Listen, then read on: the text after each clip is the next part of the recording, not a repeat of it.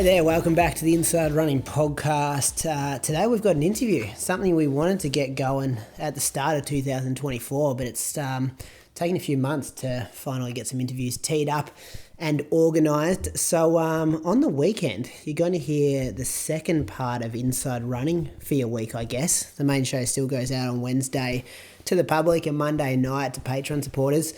And then we're hoping to have an interview every weekend, be early again for Patreon supporters as well. But the interviews are going to be long form like they were in the original days of the Inside Running podcast. And we're also going to re-release, so do some throwback content from some of the interviews we've had over the years. I speak to a lot of listeners who have discovered the show over the last year, maybe year and a half, and have never listened to our back catalogue because it's kind of hard to find. So Podbean is the place to find every single episode, but I do understand that Spotify and iTunes, they only show like the most recent like 50 or 70 episodes or whatever it is. And I know that people are in their ways and like sticking with their Spotifys and their iTunes and things like that. So we're going to bring them to you. So names like Rod Dixon, Bernard Legat, Ross Murray, the original interview we did with Ali Pashley, my original interview with Moose and Croaks back on Tell Me Your Tales. They're going to be some of the interviews that are going to come out throughout the probably next 6 months. We've got a whole list of names that we brainstormed. Tin Man, remember when Croaks interviewed Tim Swartz? That's going to come back as well. So yeah, whole lot of like re-released interviews sprinkled in there with some new long form interviews that we're putting together throughout 2024. And just so the weekly show doesn't go for like 2.5, 3 hours, we thought we'd split it between 2 episodes. So this one, Jake Barraclough, I interviewed him on Monday morning, just gone, and we were going back and forth, like a couple of messages back and forth. He's doing some crazy training. He moved to Japan. He's a British guy. You'll be able to hear that in his accent.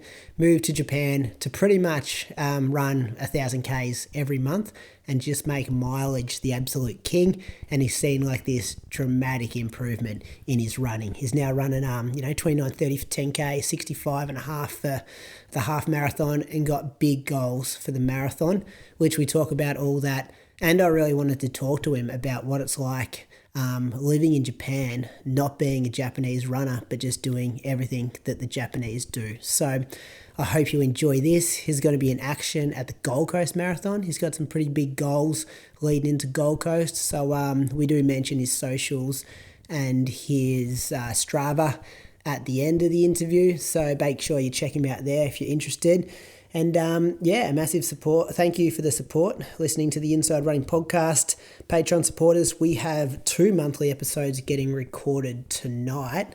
I'm talking on Wednesday, the 10th of April. The Road to Berlin boys are getting together. So Paddy, Rob, and Jimmy Friend, they're recording an episode. And I'm also recording with Christian and Toby, the bad boy formerly from Ballarat, to talk about everything that's been going on in the running world with those two. A massive thanks to the people who got involved on our Patreon page about who would you pick if you were the selector of the Australian women's marathon team. It was awesome reading some of those comments and justifications why you chose those 3 ladies that you chose. And I thoroughly enjoyed scrolling through those ones there as well. The final thing I wanted to mention, Krog spoke about it in the weekly episode, and this was pretty cool. He spoke about a video production company, North South, who were making like this mini documentary on the Canberra Marathon, which has just gone last weekend. Since he spoke about that, I watched it last night, and it was absolutely brilliant. I have nothing to do with the company. I don't know who's behind the company, but I watched this like 5.5 minute documentary, and I was blown away by how good it was. And this is a race that doesn't really celebrate at all the winners or like puts an elite field together, but the way they told the story of the people who were, competing for the win at Canberra, and not won in ridiculously fast times either. Yeah, I thought it was so good. So, I'll say that again. North South on Instagram is where you can watch this like 5.5 minute mini documentary about Canberra Marathon. Croaks is on there. It's put together so well. And I think if you like running content and listen to this podcast, you are really, really going to enjoy that. Anyway, that's enough from me. Enjoy this chat with Jake Barraclough, all about run as many Ks as possible and the Japanese running culture. Cheers, guys.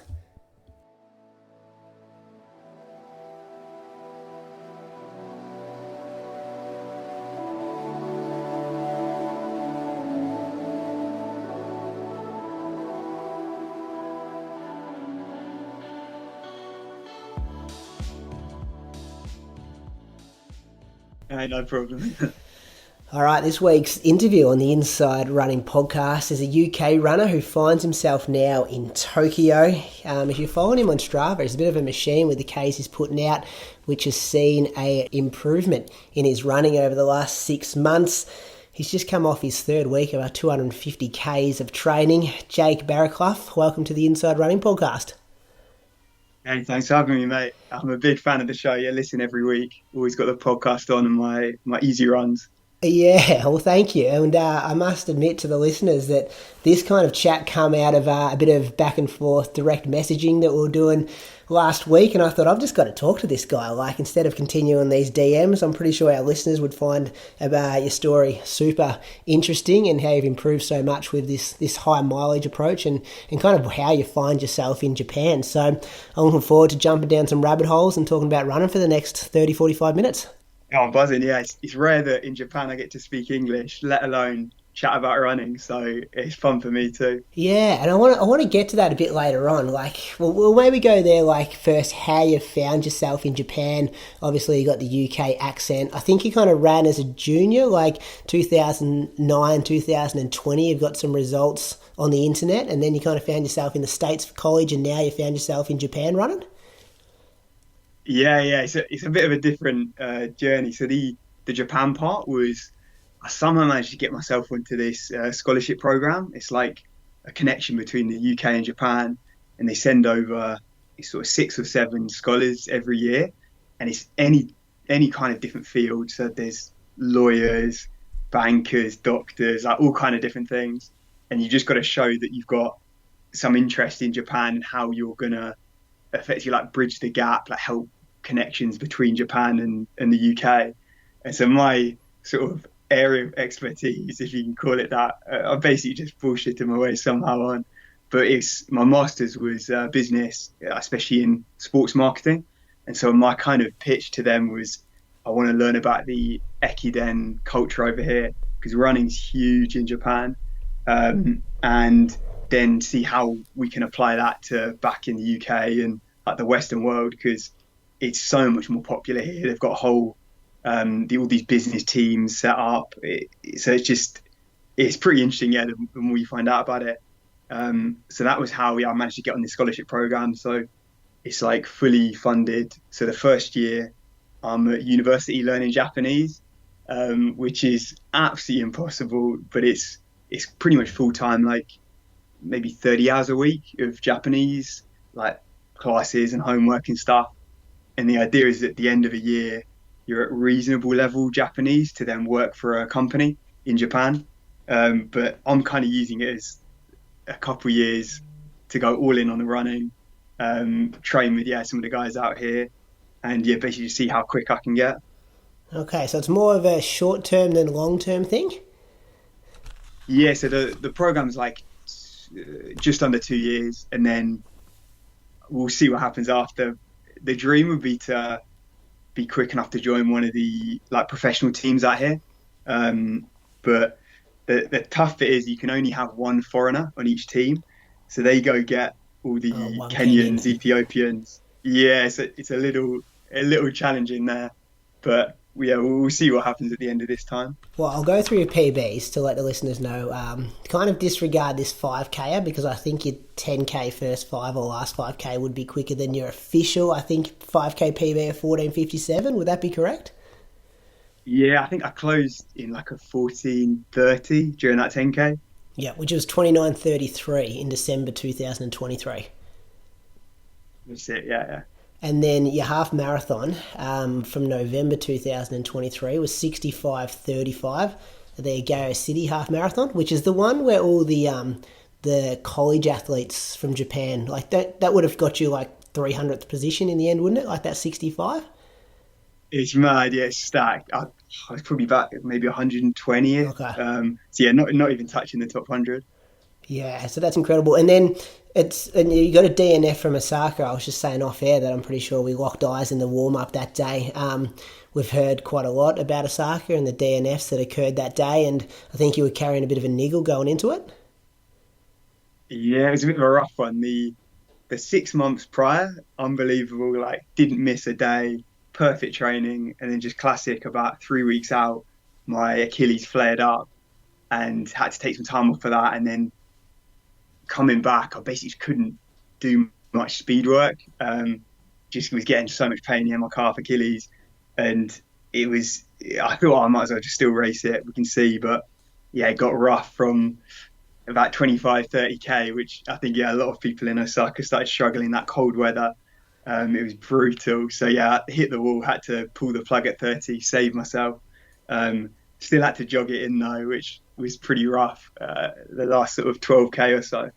Yeah, well, even guys like me who were racing it in were pretty much jogging it in anyway. So, yeah, I can understand the pain. I'm glad you had a bad experience at Osaka because it kind of just fits with the narrative that a lot of us also experienced that day, and it wasn't just a one-off for, yeah, individuals. So, the looking at your PBs, this massive improvement. So when you ran your 5K PB 14:57 in June 2023, you were still in the UK. So that's before you've moved to Japan and then got on this like high mileage approach. Is that right? So actually, about a year and a half ago, before I'd been training basically as an MMA fighter. So yeah, a little bit different background. I was about 80 kg, so I've dropped here maybe like 15 kg of upper body, and I was ready to go all in on the running. And then I tore my hip labrum, so I had to have surgery and like 8 months out. So I actually only started running again a year ago after having 8 months off. So then I think that 5K PB was set after maybe like 3 months of running, 4 months of running. So I was kind of building up from literally scratch from zero to like 5 miles the first week, 10 miles the next, like gradually up to where I am. I think leaving for Japan, I was up to maybe 200K a week, probably just over. So I was I'd started, yeah, just getting into that big mileage. So that is kind of a different build because of this hip thing. It's pretty remarkable. Like your PBs are very similar to mine for the 10K and the half, and I've kind of been uninjured training pretty consistently for like 10 years to get to those times. And it's not like you've got like sometimes we see this with people who are just super talented, and you can often see it in their junior results that they were kind of like freakish junior kids. They've gone away from the sport, they've chucked on a bit of training, and then all of a sudden they've kind of hit some half respectable times. But for you, do you put it fully down to the embracing this high mileage approach of like 200K plus weeks every week, pretty much? Yeah, like so as you said, like a junior, I was decent, but definitely not nowhere near the top. I've got no speed whatsoever. Like I've never broken two for the 800, never broken four for the 15. Like just absolutely no wheels whatsoever. So it's definitely that sort of long grinding endurance approach. And I just before coming to Japan, I started learning about and reading about some of the training out here and hearing about hitting these 1,000 kilometer months. That's kind of the big like goal for a lot of the pros out here and the teams. This sort of gold standard, like 1,000K a month. If you can like smash that out, you'll get fit. And I was like, I thought, yeah, I'll give it a go. And I think it's going to sound funny, but I think my background in MMA, so from just years and years of getting my legs absolutely kicked to pieces, doing like kickboxing and everything, it creates all these little micro fractures like in your shins, your feet, all the bones that then grow back stronger. So I'm convinced that that's why I'm able to handle the mileage. Like I've never touched wood had any kind of stress related things. The only trouble I have is occasionally with muscle, with like my calf. But I think the durability wise, just because my legs are they're not your typical like skinny runner legs. I'm definitely a bigger build, and I think that's just helped with the durability to then handle. Like for me, I've just found the more mileage I do, the quicker I get. Actually, that 10K you mentioned, that was at the end of a 250K week, so there was no like taper, nothing for that. That was just I was more like training for the half marathon, full marathon. And I've just found, yeah, as long as I can keep that mileage up, I'm just getting fitter and fitter. And then what does when you're running that amount of Ks, what does a like week look like? Is there just a whole lot? I know it's all on your Strava and stuff, but not everyone will have the time to click through and look at every single individual run. But maybe explain to us what a standard Monday through to Sunday looks like when you're trying to get to 250K for the week for a 1000K month. Okay, yeah. So the classic format pretty much kept this the whole way through. I like my sort of my set formula, and it's so Monday long run, usually 35 to 45K, and that's usually a steady pace. So between maybe 340 and 4 minute Ks, um, and then Tuesday's easy day. So every day apart from Monday will be a double day. So like Tuesday will just be easy, maybe 20K in the morning, 13 in the evening. Wednesday's my like speed day. I've not got a lot of speed, but trying to work on that's at the moment trying to build up some of that more speed work. So maybe in the morning K reps or 2K reps, something like that. And then recently I've been getting to the double session days. So doing like 400s on the track in the evening. So really like overloading that Wednesday. So I'm absolutely knackered by the end of that. And But what kind of I paces are we find talking? Like that Norwegian model where it's a bit you back off a bit to be able to get more rather than like the quick quality. uh the Japanese approach, they're not on the threshold type thing at all. So I've been trying to move towards it, but usually I end up just smashing it as hard as I can pretty much in the morning. So when I was in kind of my best shape at the beginning of this year, example might be 10 by K off a minute in 255 in the morning, and then something like 16 by 400 in 68 seconds off a 30-second jog. That might be like a classic day. So I wouldn't say it's threshold. I'm definitely hitting some serious lactic during that. Yeah, that's a big day. Like 10 by 1K at 10K pace, and then probably Yeah, 16 pretty fours at much. 5K pace. Yeah. So it's Thursday's a struggle, definitely. But I like to Thursday get my like midweek, mid-long running. So maybe 25 to 30K. And that's kind of a steady pace, maybe 350 to 4 minute K. So if I don't mention the pace, it's really slow. So on my all my doubles, all my easy days, it's usually 4:30s to 5. So it's really like a jog, like complete recovery. Take the easy days easy, and then go hard on the bigger days. That's And then a lot of fatigue. Like that's a big Wednesday, and then you're still putting steady onto the Thursday. Like that must be feel like you're working a lot. yeah, the Thursday's definitely off feel. So if it's been a very hard Wednesday, the pace will be slower.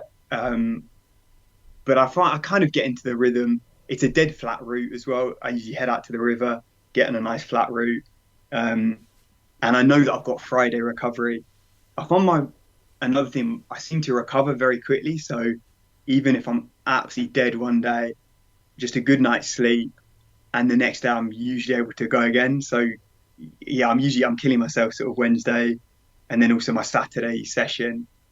But then just having like a Friday really easy, Sunday really easy, Tuesday easy is kind of enough to just about survive the weeks. So then a Friday would that have to be super? Did you say that's going to be hard or easy? Easy, nice and Easy. easy. Yeah, Yeah. Friday's Into the another Saturday hard. recovery into exactly, and then Saturday's the more marathon type workouts. And so, oh yes, so all these workouts are around this 1K loop. It's the Japanese style, which like back home in England, we'd always do it on like a big open field or some trail, something like that. But yeah, it's crazy. We'll do like a 40K long run sometimes around a 1K loop. Just it's more like mental training than anything. So Saturday might be when I was building up for Osaka. The best session I did was 3 by 10K, um, all in under 32. So that's I think it's 2:14 marathon pace. Um, so when I was in sort of my best shape, and that's with a K float in between each. Um, and so yeah, it'll be some kind of like longer, harder session usually on that Saturday, and then again easy recovery Sunday, and that gets you yeah pretty much to 250. I'm tired just hearing about it. Yeah, Yeah, expect. yeah, yeah. I'm basically permanently exhausted. Well, that's and are you doing a lot of this stuff solo, or have you got a bit of a group? Like, yeah, you've mentioned the Japanese way a couple of times. Like, are you, yeah, jumping in with another group of people doing the same thing? Yeah, so I've got the 2 session days. So Wednesday and Saturday is with a group. So I managed to get in with this. They're a group of kind of semi-elite runners. So a few of them used to be on these like professional teams before, and now have like retired from the more competitive side. They're still like rapid, but they're now most of them I say are around 220 marathon to 215 um, at the quickest end. I'm now kind of at the front of the group, um, but I'll usually try and work my sessions around so I'm running with people. I think it makes such a big difference having like a group there. So yeah, I'll usually for that Wednesday, Saturday will be with people. Yeah, and then you do a lot of jogging, just listening to your body on the other days. Yeah, so I'll just whack in a podcast. Occasionally meet up with. There's a few Westerners in Tokyo. There's a uni group as well who is more like a casual group I'll meet up with occasionally. But yeah, it's a lot of just sort of solo jogging.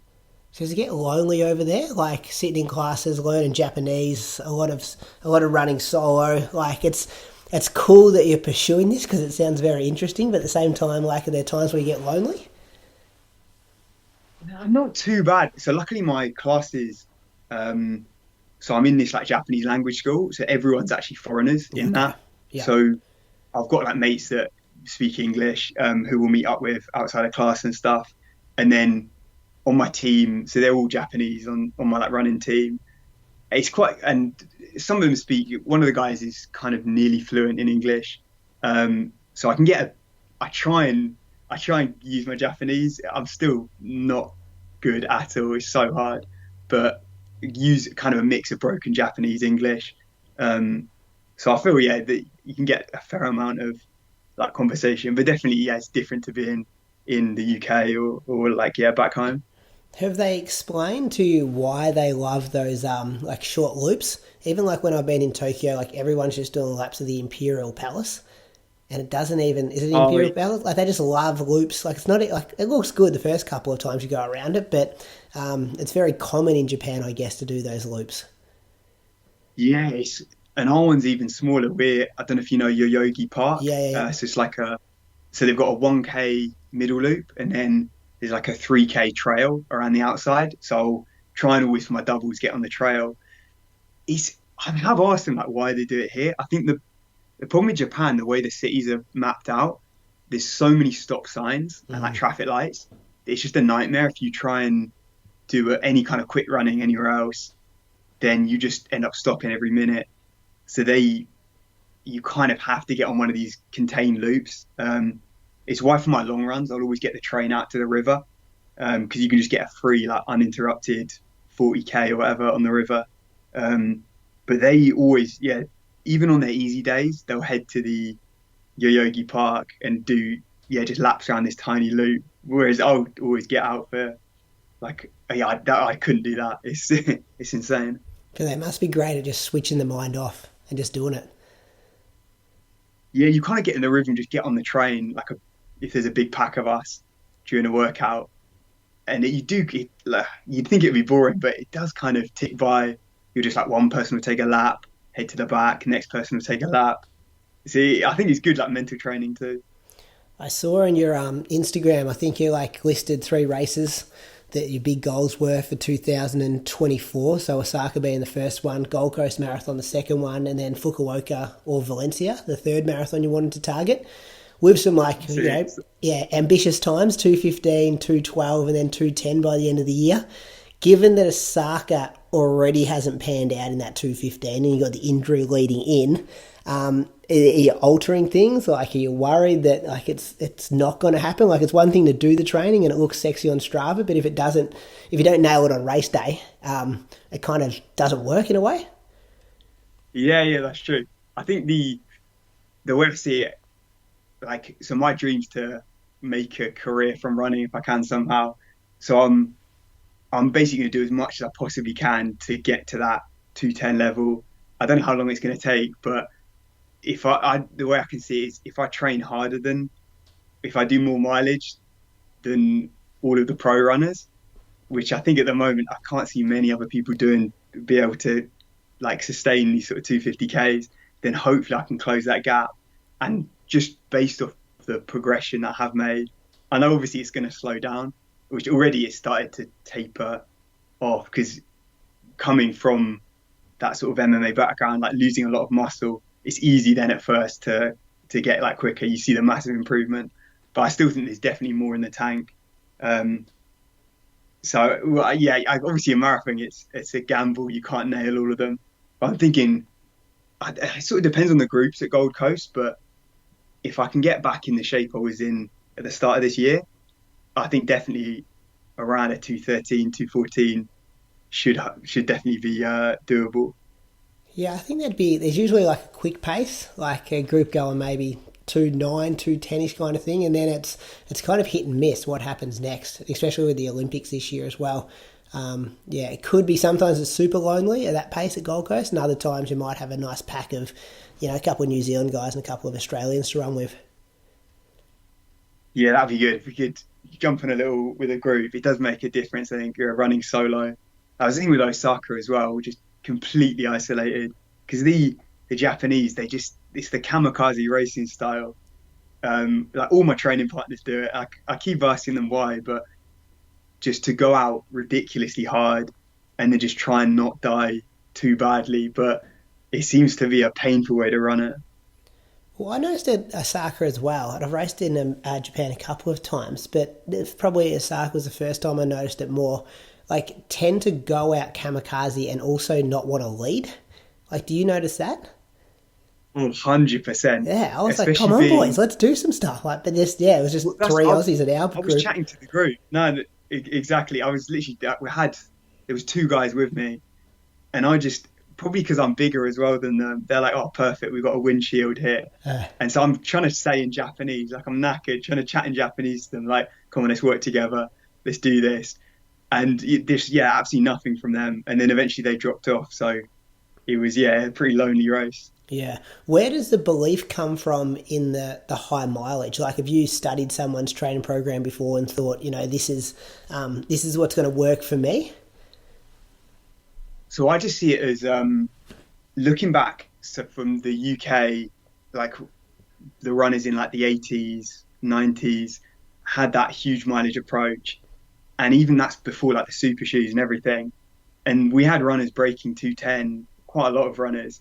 And you think now how few, like in the UK, it is. It's almost like the standard in the marathon's got worse. And the only difference I can see is that no one's really on that huge mileage anymore. And then you look at Japan in comparison, they have like 100 guys sub 210. Like they're so much better than I mean, just behind basically Kenya, Ethiopia, next is Japan when it comes to like long distance. And just seeing the way that they train that huge mileage approach, I think that I bet that basically my belief is the more you do, the quicker you get. Like maybe there's a limit, but it seems to be working so far with me. Yeah, and it's interesting how when you put yourself in different environments, that almost becomes normal in Japan. Whereas if you were back home doing that in the UK, you'd be like the crazy guy running 250K weeks. If you're doing that in Australia, like every elite and sub-elite athlete would know who you are, thinking this is just, off its rocker. Whereas it's kind of Oh the yeah, norm there. yeah. I mean, still here they think it's a little bit mad. The group I'm with, there, I don't think anyone's actually over like 160k a week. So I came over with the perception that everyone's hitting this huge mileage. I was like, oh yeah, from what I'd read, because I guess you maybe hear the extremes, but then apparently it's only the sort of professional teams and maybe only during their training camps, like in when they go on these like altitude training camps, summer training camps. So I think it's not quite as extreme as I had originally thought before coming. But yeah, it definitely is more normalized to hit 1,000k a month, whereas yeah, that's completely unheard of. Like in yeah Australia, the UK. Yeah. What other things are you doing for recovery to keep your body in one piece? Like you must be shoveling in a stack of food. Well, yeah, that's the best part. Just get to eat as much as I want, which I think that's as well a good thing. I've got a pretty good appetite, so I usually eat sort of 5 meals a day, like never big meals, but more just like constantly snacking. Um, and so I'm always, yeah, trying to get as much in as possible. I find if I have a massive meal, especially because I'm running like twice every day, you just feel horrendous on that second run. Um, but if I can just keep my energy levels up and aim for like close to 5,000 calories a day, then my weight's sort of pretty stable now. I never really measure. Yeah, occasionally like once a month I'll check and I'm pretty even. So I feel like it's good. Like I'm definitely getting enough fuel in, and I'll notice it. Yeah, if one down, like I said, I mentioned before after a long run, I always struggle eating. I always feel a bit sick after a long run, and I'll notice it the next day if I haven't eaten enough after a long run. I'll just feel so flat on that Tuesday. So I think it makes such a big difference. And then sleep is probably another one I've tried to get better at now because so we with this group that I'm training with, I'll have to get up at like 5 a.m. for the sessions because they finish training straight off to work and I'll go to uni. And so that means that I've got to be in bed by like 9 before those days. I mean, even like a 10 o'clock night's a late one for me now. So I'm pretty like dialed in with that. Yeah, that's good. And have you embraced like the Japanese food cuisine? Or are you still doing Oh, the it's whole like, unreal. yeah, it's great, isn't it? Even like the Oh, 7-Elevens and food marts and stuff. Like you'd rarely eat the 7-Eleven in Australia, but the ones over there are amazing.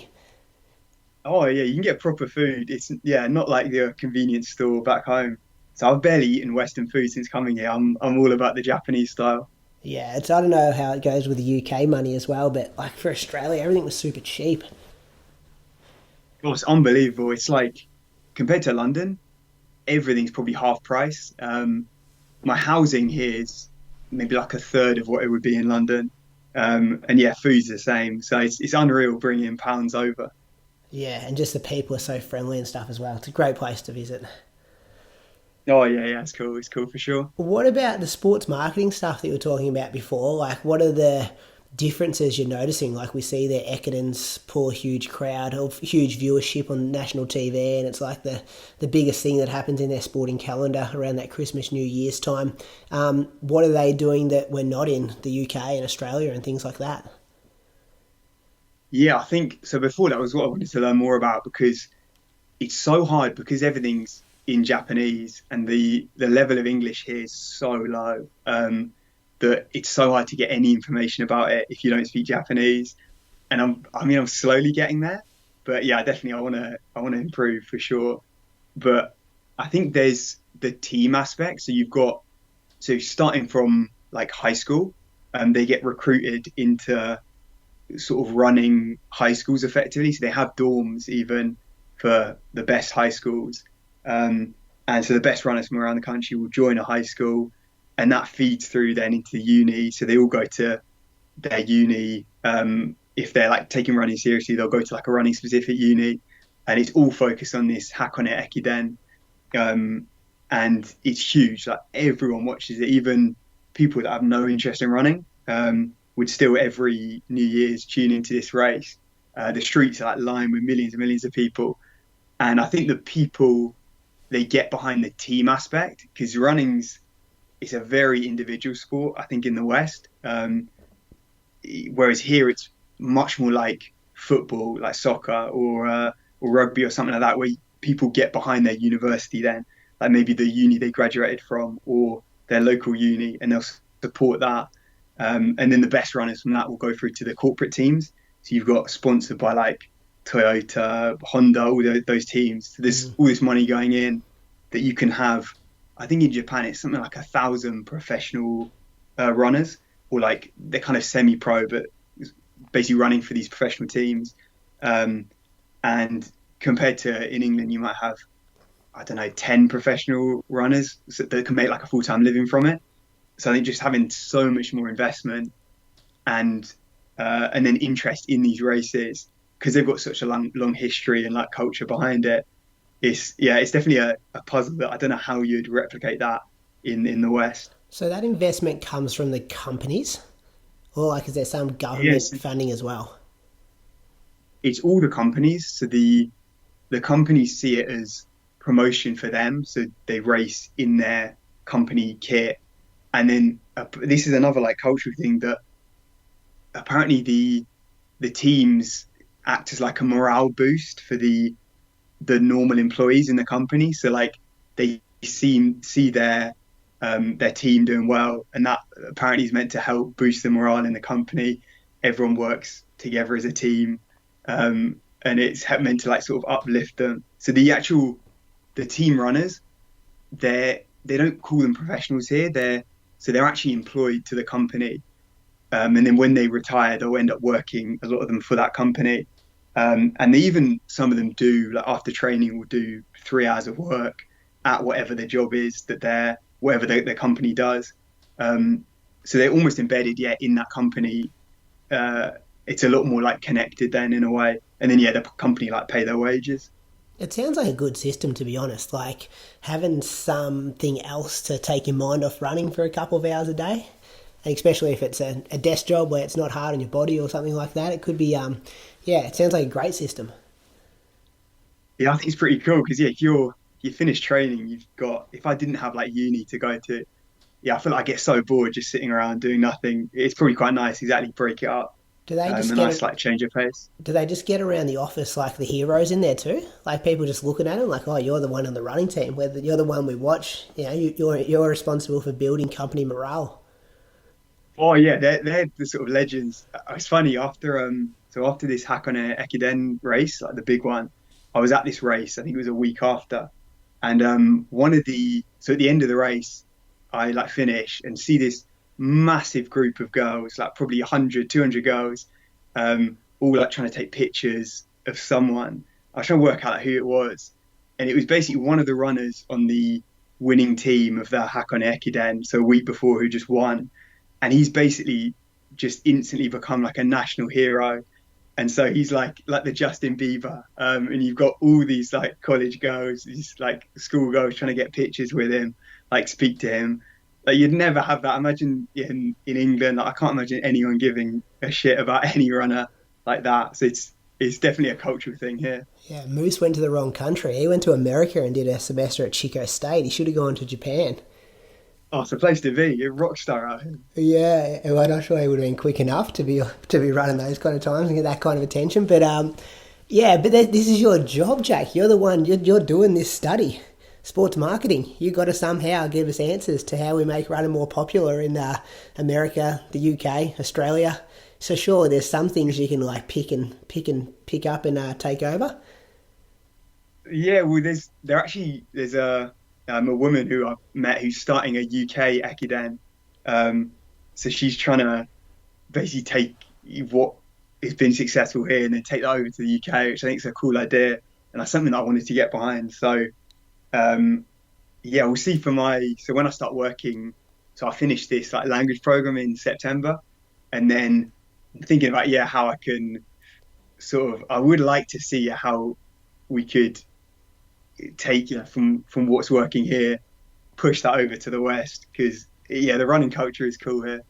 Well, the money and the team concept are the two big ones, aren't they? Like we saw it, the most successful athletics meet that's ever been in Australia in my time, the last kind of 10, 15 years, was the way that we had this like nitro athletics thing, and they had like teams, and Usain Bolt came out and was the team captain, and then they kind of had points that went towards their team scores, and like, you look at every other popular sport, they all have that team component, and obviously Japan have got it, and they're nailing that at the moment as well. So, look, I don't know if it has to be like an Ekiden race, but there has to be some kind of like team component that the rec runner or the person half interested in running can follow.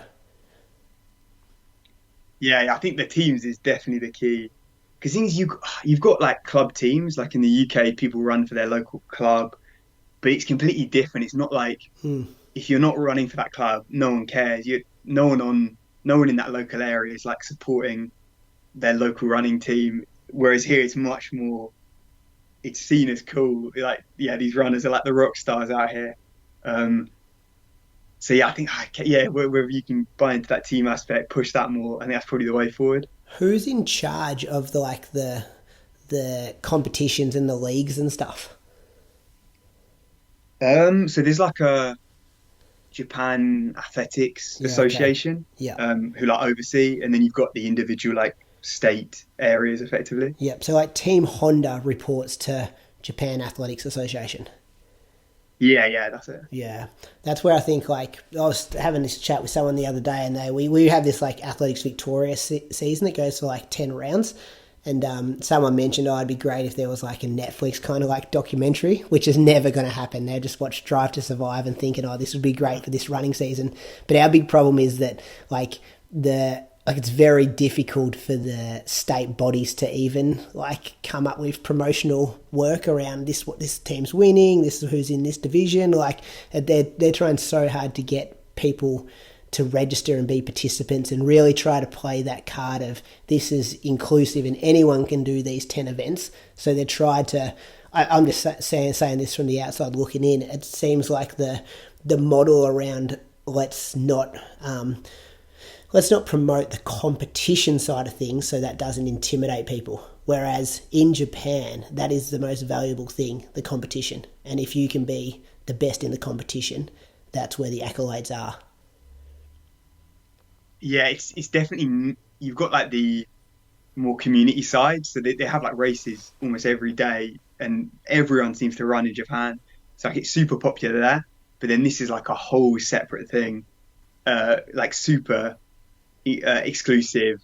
Like you got to be rapid to join these teams, and they're seen as yeah a completely different, separate thing to the more like inclusive, like everyone can get involved side.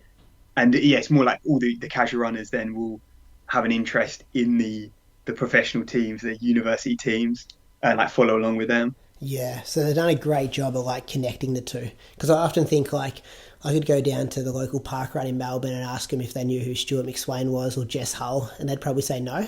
Like we have a real disconnect between these are our fastest 5K runners in Australia, and you run 5K every Saturday but don't know who they are. Yeah, no, we're definitely the same in the UK. Exact same thing. Like unless it's Mo Farah running down the street, no one's recognizing any other runner in the UK. Like it doesn't matter if they've been to the Olympics or whatever. Yeah, your average person, it means nothing to them. Even like your runners, yeah, exactly. They're doing park run, like they still there's definitely that disconnect. Whereas in Japan, they're superstars. Got hundreds of girls following you after a race. Oh, sounds unreal, legendary. I've got to get on one of those teams. Yeah, that's what. Yeah, keep training. Maybe up the train to 300K a Yeah, week yeah. and see how you go. Now, but what is We'll go, next? we'll go. What are the stepping stone races between now and the Gold Coast? It's probably, I'm going to have a guess off the top of my head, maybe 14 weeks away, 12 weeks away. It's coming around pretty quick, Gold Coast. Yeah, I think probably about 14. So I've got a couple races lined up. I've realized the key for me is trying to get my speed up because the difference between the paces, like between my 10K and my marathon pace workouts, it's so small that I know that I need to keep stepping on the speed to then make that marathon pace feel easier. So I've got a 10-mile race next weekend, and then a half marathon in about a month's time, and then maybe a track 10K in about a month before Gold Coast. It's probably going to be so hot though in Japan. Then that's the trouble with. It's partly why I picked Gold Coast because obviously your guys is winter, and I'm useless in the heat. So I think races are going to start getting pretty rough out here as it starts getting humid, hot. I mean, already today it's like 25 degrees, very humid. and yeah, I was feeling a little this morning on the run. How have you looked at the weather for Gold Coast? Like it's at the top of Australia. It's not that cold there. Sometimes it warms up a bit. Yeah, I was going to ask you, what's the? I was looking at I think last year's. It seems like it sometimes can get a little hot, but they start very early, isn't it? Like 6 a.m. Yeah, it's 6 a.m. start, which has just changed the last couple of years. I think when I did it last year, it was maybe like 15 degrees on the start line and maybe got up to like 18. But the first kind of like 30, 40 minutes, you haven't got any direct sun on you because it's just coming up. Okay. But yeah, I it's mean, that not should it's, be it's at not a least as Saka well. cold, Yeah, yeah. and And I've especially if you're been coming out of your training. summer. That's what I'm thinking. It will be 35 easily here, so hopefully that should feel cool for me Yeah, coming over. you'll get plenty of heat gains. What I was going to ask you before, when you're doing a lot of your workouts and even just your easy jogging, are you putting in like gels as you're going to try to like get as many calories in as possible that way as well? Um, Only on my long run and my marathon, like Saturday sessions. So apart from that, never. I'll try and always get fuel in after. So like as soon as I've finished, I'm immediately getting in some kind of protein, carbs. But yeah, during it, I never find I really need too much. Yeah. And then like the other thing with the goals, we've kind of seen it a bit recently. Like, do you get worried like putting them out there that they're so ambitious that people are going to like troll you and have a crack at you? Or you think that's part of the accountability for you to kind of train hard? Yeah, I see it's fun. It's like motivation for me. Um, I mean, yeah, they're ridiculous goals to think coming from like a 72-minute half marathon a year ago to then trying to run, yeah, like by the end of this year, hopefully get as close to 210 as we can. Like, obviously, it's ridiculous. But yeah, I like the challenge. And I think if I can just stay healthy for and keep knocking out these weeks, week on week, I can see myself getting fitter. So yeah, I just take it as part of it. Have you had anyone from the UK like accuse you of doping of anything or anything? Like they've watched her kind of leave the UK as a 15 or just sub 15-minute guy, and now they're seeing these results come in. Only one of my mates jokingly, but I think when people realize that when I'm running like 15 minutes before, like yeah, actually I ran sort of 15:10 when I was training for MMA, and I was yeah 15 kg heavier, like all upper body muscle, um, and also I'm running. So I was only running for fitness like until a year ago. So I was training at 2, 3 hours a day for fighting, and then getting out for like an easy run, a bit like even when I was in America, I was fully out there on a holiday effectively, um, and pretty much just like using the running to go out there. But then really I was there for MMA for fighting. Um, so just the difference that it makes then going all in on the running. I think it's yeah anyone would improve a lot if they made that switch. Yeah, pretty much just tell them to check your Strava. Like Exactly. I'm like it's not like you're the just doing proof's there. manual uploads. The data's there exactly. The proof's on Strava. You can check it out. Yeah. Oh, that's good. What's the ratio of choice? So I'm a Nike fanboy. I've always just worn them. I'm like scared to switch now because I've just worn them for so long. So I'm trying to get my hands on a pair of the Alpha threes, but it's impossible out here. They, firstly they sell out instantly, and then my shoe size just doesn't seem to exist in Japan. Um, so it's yeah, it's a bit of a nightmare trying to get my hands on them. So I'm stuck with some Vapor threes at the moment, which if I can't get the Alphas, I'll probably race in them. Yeah. They're both a great shoe, though, aren't they? Like, yeah, I always think if I was packing one in my hand luggage and one in my suitcase and one of them I misplaced, I'd be happy with the other option. Oh yeah. I'm not complaining still. The Vapors are very good. Yeah. And then, second last one, like, what are the other things you've learned from the Japanese running culture? Like, we know about the small loops, we know about the big mileage. Do they train the same way as they race? So if it's like, hey, we're doing 10 by 1K, we're going to go out at 255, even though we think maybe 305 would be the best option, but then we'll just pop. nah, so this is interesting. This is why the racing thing's so different, surprising, because it couldn't be more opposite in training. In training, every single split is like metronomic, perfectly on pace, even throughout the session. And everyone, yeah, will be hitting the exact splits. So then I don't know what happens in the race. They just lose their head. Like fair play, yeah, they go for it every time. And I guess maybe one of those times it comes off. That's kind of what they said. They're like, they basically take a gamble on the race day. And you do see like the guys coming through with some crazy Oh, times. the winner at So maybe Osaka. they yeah, like, or yeah, that student who ran exactly the 206. Um, and then, yeah, so I guess like you miss some, they bomb out sometimes, but then that one time it comes together and they manage to maintain it, they absolutely pop off. Yeah, okay. And then anything else that you've kind of observed? Um, I'd say it's super regimented, like disciplined. Maybe less so. Well, my group still is, but I've seen like videos from the like high school teams and university teams, and they'll do so even their easy jogging, like easy run, will be in a line, like no conversation around. It could even be on the inside of a track, like just on the grass bit, um, and just like endless laps around. It seems to just suck all the fun out of it. I could never get behind that. But it's super like even with my group, will if it's like the session starting at 6:30 in the morning, every single day at 6:30 it's starting. If you're late, you're missing the start. And it's again like in a line, everyone's in that line. Um, you'll take everyone will take a lap and then drop to the back. And like if someone's struggling, maybe they'll miss a lap, but then they'll wait for the train to come back and jump in again to help out. So it's very like team oriented in training. Like everyone is trying to help out the group, trying to help basically to get the session done. So even if someone's like a lower level or higher level, we'll always make sure we'll put a session together that everyone can get involved in. So you're not having loads of people doing all kinds of different runs, even though there's quite a fair big difference in ability within that group. But we do a lot of running together still. So I think that's a cool aspect. I love that for workouts.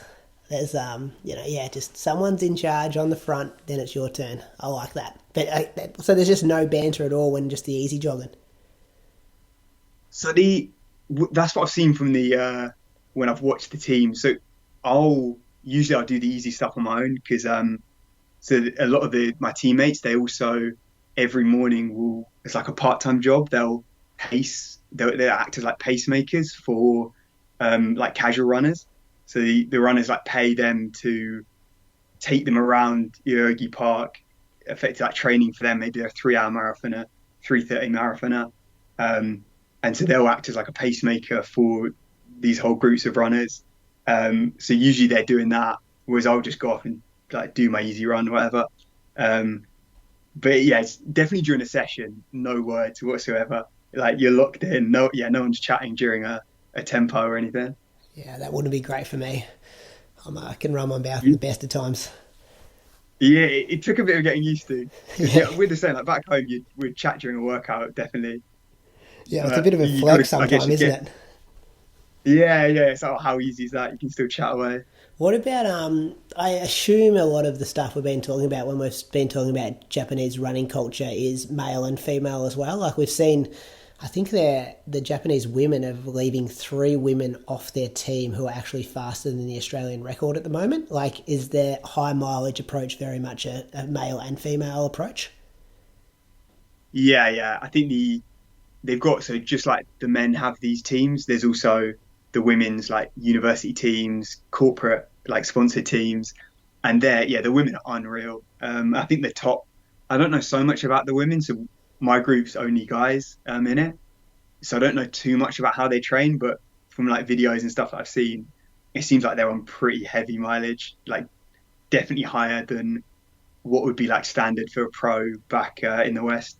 And it just seems like they're so strong. And you often like it's other than Tanaka, like it's pretty rare to see. I'm sure there's others, but a global 15 5K Japanese lady, but they just seem to be so strong from that 10K to marathon distance. Yeah, they're almost dissuaded from see even guys that are quick in like high school that could end up being good 800-meter runners, 1500, that no one cares about that here. Like Yeah. they're almost forced then up to the half marathon for the Hakoneki then. So I'm sure they could have a lot better middle distance runners, but it just doesn't matter to them at all. It's all about the distance. So they get funneled up, and just by doing that big mileage, you end up getting so strong. Yeah, that culture just gets them. Hey, last one, Jake. I often ask our people we're interviewing if they're reading a book at the moment. Anything on the bedside table? Oh, I'm not good with reading. I'm always a podcast man, so I'll occasionally listen to audio books. I read for Christmas. I got given the Charlie Spedding, Oh, yeah. who's a British marathon runner. I Yeah. don't know if you've read. Yeah, I have. Is Very it from good book. last to Yeah, first? Is that what it's called? that's it. Yeah, Yeah. yeah. So that was the last book I read. Unreal, that one. That got me hyped up. That is a great book. I'm going to revisit that. Thanks for reminding me because I haven't read it for years. It goes into a lot of his workouts and stuff too, doesn't it? London Marathon races and yeah, really nerdy for people who love running. Oh yeah, absolute running nerds. It's perfect. Also, have you read The Way of the Runner? Yeah, About the Japanese runners? Adanahan Finn, is it? He's the same guy who did That's it. Yeah. running with the Kenyans. And then he's got a third one too, isn't he? Oh, The Rise of the Ultra Runner. Yeah, ultra running, because that was what originally when I was in America, I read that book. I knew nothing about Japanese running, and it was because of his book, The Way of the Runner, that I started getting interested in it and like wanted to find out about it. So that's a very good book that if people haven't read, should give a go. Yeah, so all his books. So even like I'm not too into ultra running, but even the ultra running one I found pretty good. I wonder if he's got a fourth one in the works. Because yeah, that'd be interesting. Obviously, been pretty successful with the first three. Yeah, I don't know where you'd go next. Yeah, it was good the Kenya, Japan in an ultra. Yeah, And yeah, what's next to cover? yeah, that's it. It could be anything in the works there, I suppose. Jake, it's been a pleasure. I've really enjoyed learning about Japanese running culture. Been blown away by your training. I wish you all the best. Gold Coast, we'll get to see you in person. We've got a live show up there, so we'll have to get you to our live show, and hopefully we can have a beer to celebrate the what are we calling it, the 212 to 214 result, somewhere in there. Let's go for that. Yeah. That's the goal. We're going all in. Missed it at Osaka, the 215, so I just reckon we just jump straight to the 212. We'll say that was ticked off. Yeah, That we had that in the bank. you No can't, problem. you can't go doing that. There's nothing. That's a big trigger for me when it's like, oh, I was in this shape, but it didn't happen. It's Yeah, I like know. you do it or you don't do it, kind of thing. I'm only joking. Yeah, I know. I know But you. if Gold Coast doesn't work out, we're going straight to 210. We're skipping over. Gold Coast didn't work out. You were probably in 212 shape anyway. Just didn't get a chance to make it happen. Exactly. And then listeners, you're putting everything on Strava and a bit of stuff on Instagram as well, both under your name, or is the Instagram Run to Japan? Ran to Japan. Yeah, that's the Insta. And then my name, Jake Barraclough on Strava. But yeah, if you're a running nerd, you can get on that. Check the mileage. Mate, people get annoyed when I upload a warm-up session cooldown. You know how it comes up as 3 uploads? So I can't imagine what some people think about some of your uploads on their Strava feed. You must be taking up a bit of space on people's feeds. I'm absolutely spamming away. Yeah, I'm sure a lot of people have probably unfollowed with the amount of running. Sometimes you got to do like I noticed I was doing a second take. I'm like, hang on, is this the same date? Because it's, occasionally, a lot of the people I follow, it might be 70 minutes or 60 minutes in the morning and then a 30 minutes in the afternoon. And you're like, oh yeah, that's AM, PM.